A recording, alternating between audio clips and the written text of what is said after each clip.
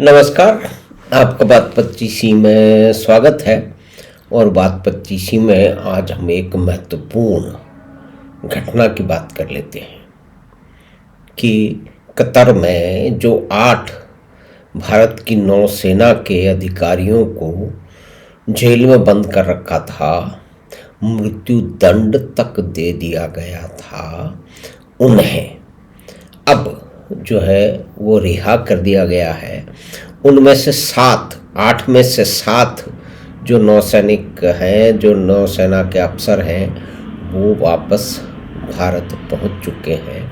एक जिन्हें 25 साल का कारावास दिया गया था, उनका इंतज़ार है, उनकी प्रतीक्षा है, लेकिन जैसी परिस्थितियां बता रही हैं कि वो भी शीघ्र ही वापस आ जाएंगे।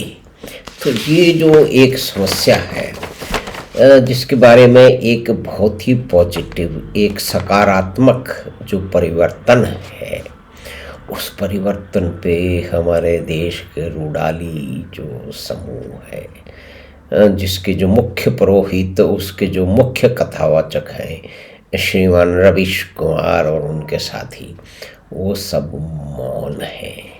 जब ये घटना हुई थी और 2022 में जब उनको इन 8 नौसेना के अधिकारियों को कतर ने इजराइल के लिए जासूसी करने का अपराधी पाया था और उन्हें मृत्यु दंड दे दिया था, तो मृत्यु दंड जैसे ही इन्हें मिला, हमारे देश के सारे जो क्रांतिकारी किस्म के लोग हैं, जो कि देश में कोई भी समस्या आ जाए, यानी कि मुख्य रूप से देश की सरकार के लिए कोई समस्या आ जाए, और अगर साफ साफ कहा जाए तो मोदी जी के लिए कोई समस्या आ जाए, तो उसके अंदर वो सारे अपने अस्त्र शस्त्र निकाल के हमला कर देते हैं कि देखो देखो ये मोदी जो है कुछ नहीं कर पा रहे हैं, और कतर में ये हो गया है और वो हो गया है।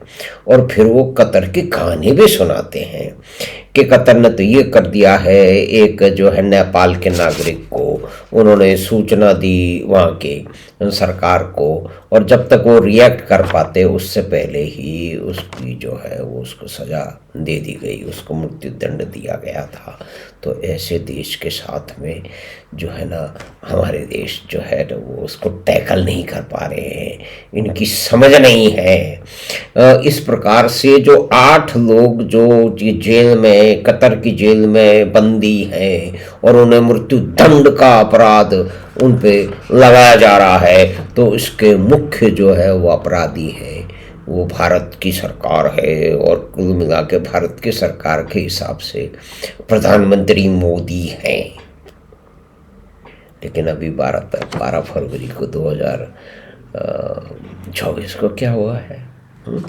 अब इस कहानी की पूरे के पूरे बैकग्राउंड में जाए, इसके पूरे तंतु देखें, इसकी पूरी टाइमलाइन देखें मोटी मोटी, तो ये पता लगेगा कि अगस्त 2022 में इन 8 लोगों को इजराइल के लिए जासूसी करने के लिए जो है वो उनको मृत्यु दंड की सज़ा जो है वो दे दी गई थी।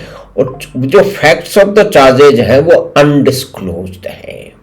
यानी कि देखिए, जो कतर है उसके अंदर कोर्टें जो भी कुछ कहती हैं, कोई प्रजातंत्र तो है नहीं, प्रजातंत्र नहीं है, लेकिन देश के बहुत जाने माने पेंटर वहीं जा कर के अपना उन्होंने देखा कि भाई हमारा देश तो जो है ना वो ठीक नहीं है, सेकुलर नहीं है, प्रजातांत्रिक मूल्यों का वो नहीं कर रहा है, ये नहीं कर रहा है। तो उन्होंने, हुसैन साहब ने कतर की नागरिकता ली। तो ये एक अलग बात है, लेकिन इस कथा में ये बात भी, इस बात की चर्चा होनी भी आवश्यक है, क्योंकि फैक्ट क्या है? फैक्ट ये है कि उनको अब रिहा कर दिया गया है, और हमारे देश का जो रूडाली मीडिया है, जो कि जब उन्हें सजा दी गई तो उस समय पूरी तरह से छाती कूटने के अनुष्ठान में उतर आया था, और कुल मिला के यह कह रहा था कि भारत की सरकार निकम्मी है, मोदी जी कुछ नहीं कर रहे हैं, और कतर में तो ये जो लोग हैं इनको मृत्यु दंड अब हो ही जाएगा।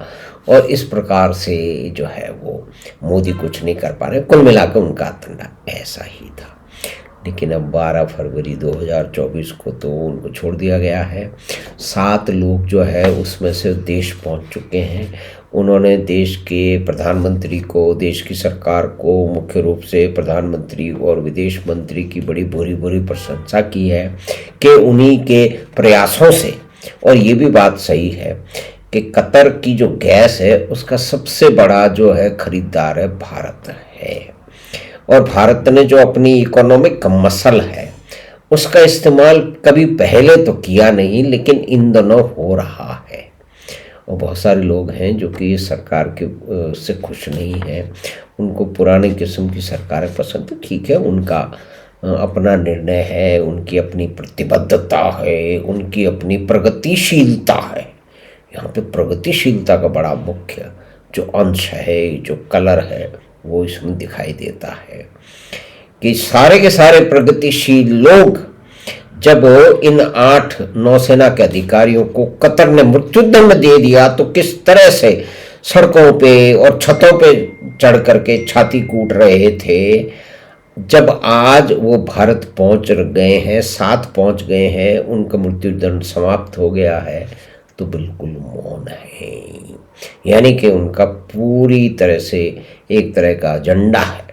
और इस बारे में जब ये मृत्युदंड घोषित किया गया तो सारे जो है ना वो दुनिया का जो एक विशेष प्रकार का जो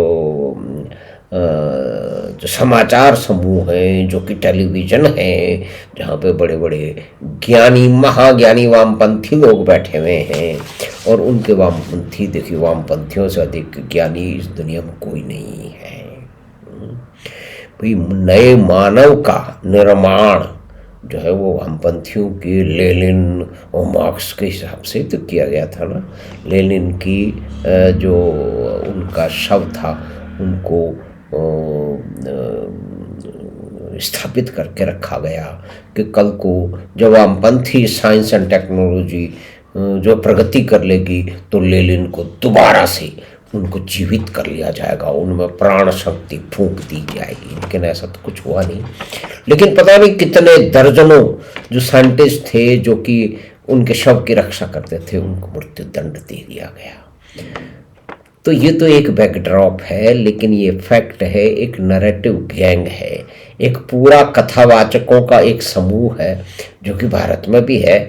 और उसमें जो उसके मुख्य रूप हैं, जो उसके मुख्य झंडाबरदार हैं, जो उसके मुख्य कथावाचक हैं, वो श्रीमान रवीश कुमार हैं और दूसरे उनके साथी हैं।